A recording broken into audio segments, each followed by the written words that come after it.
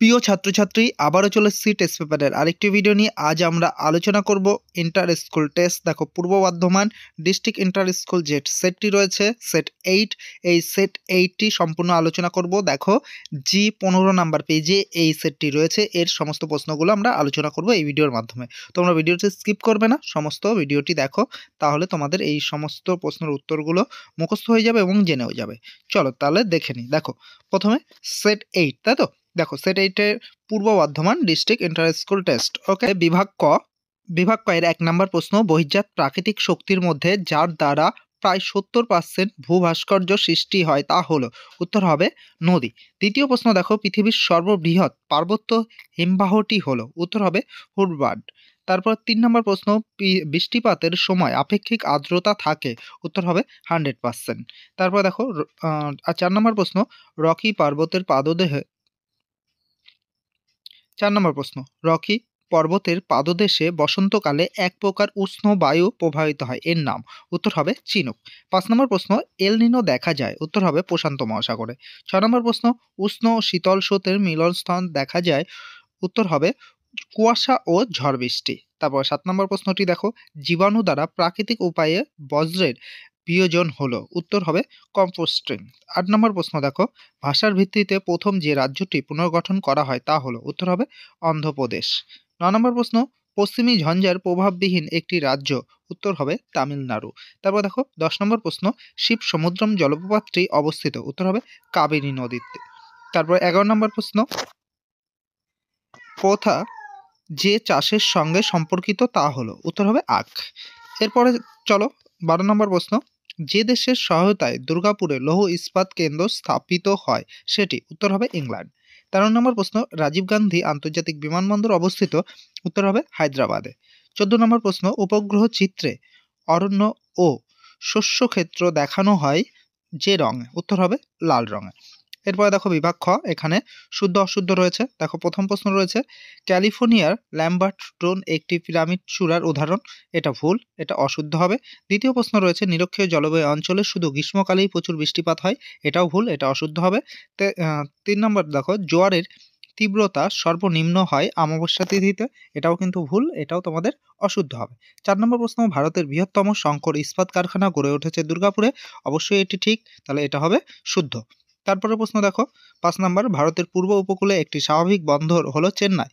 এটা কিন্তু ভুল, তাহলে এটা অশুদ্ধ লিখবে। 6 নম্বর প্রশ্ন, বিহার ও ছত্তিশগড় রাজ্যের ক্রান্তীয় চিরহরিত অরণ্য দেখা যায়। এটাও ভুল, অশুদ্ধ হবে। 7 নম্বর প্রশ্ন দেখো, পৃথিবীর আবর্তনের সঙ্গে সাহচর্য রেখে পশ্চিমের থেকে দূরে পূর্বে আবর্তিত কৃত্রিম উপগ্রহগুলিকে সূর্য সমলয় উপগ্রহ বলে। এটা ভুল, এটাও অশুদ্ধ লিখবে। এরপরে দেখো আমাদের শূন্যস্থান পূরণ রয়েছে। এই শূন্যস্থান পূরণগুলো দেখে নাও ভালো করে, এইগুলোর থেকে কিন্তু অনেক থাকে। দেখো, প্রথম প্রশ্ন রয়েছে 1 নম্বর প্রশ্ন। 1 নম্বর প্রশ্ন রয়েছে, বায়ুর চাপের ঢাল বৃদ্ধি পেলে বায়ুর গতি বেগ ড্যাশ পায়। উত্তর বৃদ্ধি পায় হবে। 2 নম্বর প্রশ্ন দেখো, বিনোদনের জলবায়ু বলা হয় ড্যাশ জলবায়ুকে। উত্তর হবে ভূমধ্যসাগরীয় জলবায়ুকে। তারপর দেখো 3 নম্বর প্রশ্ন, পৃথিবীর ড্যাশ বলের প্রভাবে গৌণ জোয়ার হয়। উত্তর হবে কেন্দ্রাতিক বলের প্রভাবে। তারপরে দেখো 4 নম্বর প্রশ্ন, ল্যান্ডফিলের বজ্র ধোয়া জলকে ড্যাশ বলে। উত্তরটি হবে তোমার লিচেট বলে। তার 5 নম্বর প্রশ্ন দেখো, পূর্বঘাট পর্বতমালার সর্বোচ্চ শৃঙ্গ হলো। উত্তরটি হবে জিন্দা গাদা। তারপর 6 নম্বর প্রশ্ন দেখো, পেট্রো রসায়ন শিল্পের প্রধান কাঁচামাল। উত্তর হবে ন্যাপথা। তারপরে 7 নম্বর প্রশ্ন তোমার রয়েছে, মালাবার উপকূলের উপহ্রদগুলিকে ড্যাশ বলে। উত্তর হবে কয়াল। তাহলে প্রশ্নটা ভালো করে দেখো, মালাবার উপকূলের উপহ্রদগুলিকে ড্যাশ বলে। উত্তরটি কি? কয়াল। এরপরে দেখো তোমার অতি সংক্ষিপ্ত প্রশ্ন উত্তর দেখো, 1 নম্বর 2-3-এর এক একটা দেখো, রসের মাতানে অমসৃণ ঢালটি কোন পদ্ধতিতে সৃষ্টি হয়। উত্তর হবে উৎপাটন। ওকে। তারপরে দেখো তোমার 2 নম্বর প্রশ্ন, ওজোন স্তরের ঘনত্ব কোন এককে প্রকাশ করা হয়। উত্তর হবে ডপসন। 3 নম্বর প্রশ্ন দেখো, পেরিজির সঙ্গে সিজিগির মিলনে যে প্রবল জোয়ার সংঘটিত হয় তাকে কি বলে। উত্তর হবে প্রক্সিজিয়ান জোয়ার। তারপর 4 নম্বর প্রশ্ন দেখো, নর্মদার নিচে ভারী ও কঠিন থিতিয়ে পড়া উপাদানকে কি বলে। উত্তর হবে স্লাজ। তারপর দেখো পরের প্রশ্ন 5 নাম্বার, ভারতে সর্বাধিক চা উৎপাদনকারী রাজ্যের নাম, উত্তর হবে অসম। 6 নম্বর প্রশ্ন দেখো, ওড়িশা ও অন্ধ্রপ্রদেশের সংযুক্ত উপকূল কি নামে পরিচিত, উত্তর হবে উত্তর সরকার। তারপর 7 নম্বর প্রশ্ন দেখো, ভারতের কোথায় কখন প্রথম পেট্রোলের পরিষেবা চালু হয়, উত্তর হবে কলকাতায় 1984 সালে।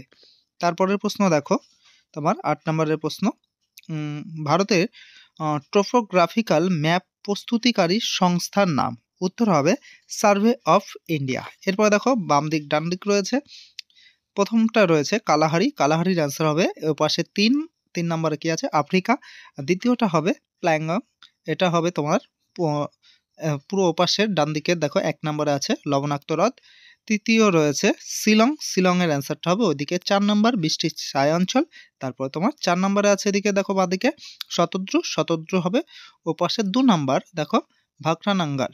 ওকে, ভিডিওটি কেমন লাগলো অবশ্যই কমেন্টের মাধ্যমে জানিও, আর আমাদের এই চ্যানেলে নতুন হয়ে থাকলে চ্যানেলটিকে সাবস্ক্রাইব করে নিও। আবারও দেখা হবে আরেকটি এ ধরনের ভিডিও নিয়ে।